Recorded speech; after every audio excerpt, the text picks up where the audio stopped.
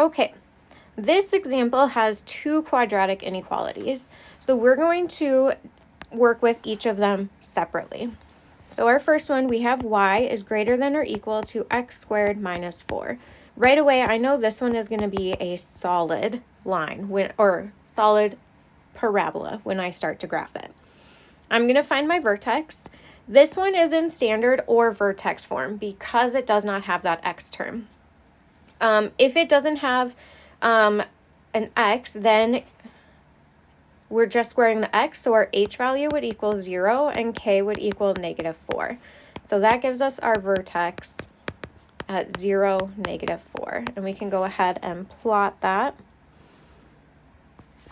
And again, for this one, that is where we are going to plot when we fill in our parent table. So we have x squared, ax squared.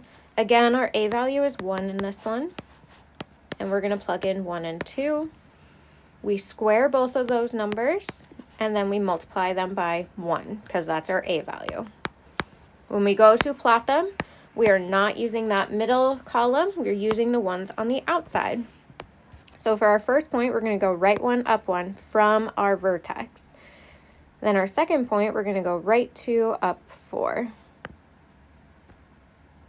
And then don't forget to reflect them, so we get a total of 5 points. With these graphs, you want to make sure when you draw your line, so this one's going to be solid, or your parabola, you are extending it all the way to the end of your graph. Okay. After you graph it, then you are going to pick a point that is not on the parabola, so I'm going to pick 0, 0 again. And then you will plug it into the inequality. So is 0 greater than or equal to 0 squared minus 4? And this just simplifies to 0 is greater than negative 4. That is true. So where that point was 0, 0, that is where we are going to shade our graph. So for this one, I'm going to shade in the middle. If it was not true, that is when you would shade on the outside of the parabola. Okay. Now our second one. So the goal is to find the area that is overlapped between these two parabola inequalities. So our next one, we have y is less than negative x squared minus x plus 2. Starting with our vertex, this one is in standard form, so we need to find that b value. So b, or our axis of symmetry. B is negative 1, so we do negative b over 2 times a, which is also negative 1. And this is going to equal to 1 over negative 2. This gives us the vertex of negative 1/2. You will get fractions sometimes. That is okay. Then we plug that in. So we have y, and for now we're just treating it like an equation. So we have y equals negative x squared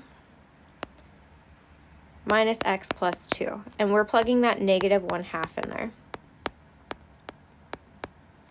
And if it's easier, you can treat it like decimals. So you can do negative 0.5 squared minus a negative 0.5 and then plus 2. Okay, this squared here is only squaring the negative 0.5. So this negative in front is still going to be brought down. So we'll have negative, and then 0.5 times 0.5 would be 0.25. And the double negative here will be a plus, and then plus 2. So negative 0.25 plus 0.5 would be 0.25 plus 2. So y equals 2.25. That gives us our vertex. So our vertex is at negative 1/2 or 0.5, comma 2.25. When you get decimals, it is okay. You are just going to graph them as close as possible, but it does not have to be perfect. So this negative 1/2 just needs to be between 0 and negative 1. The 2.25 needs to be between 2 and 3. That's all I'm really looking for. So in our graph, it should be somewhere around there. So in the middle of that third box on the left side of the y-axis. So we went negative 1/2 and then positive 2.25. Okay, once you have your vertex, you are going to fill in your parent table. So we have x, x squared, and ax squared. In this inequality, our a value is -1. Make sure you don't forget that it's -1. So this parabola should open down. Then we have 1 and 2 that we're going to plug in for x. We square them, we get 1, 4.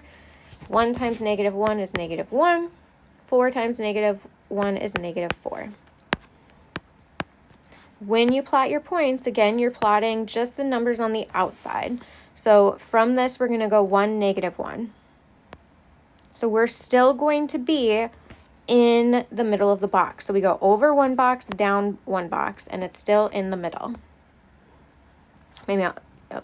And then our next one would be 2, -4. So from our vertex, we go over 2 boxes, down 4 boxes. And that is where our points would be. And when you draw in your parabola, this one is dashed because it does not have the or equal. Extend it all the way to the edge of your graph, of your coordinate grid.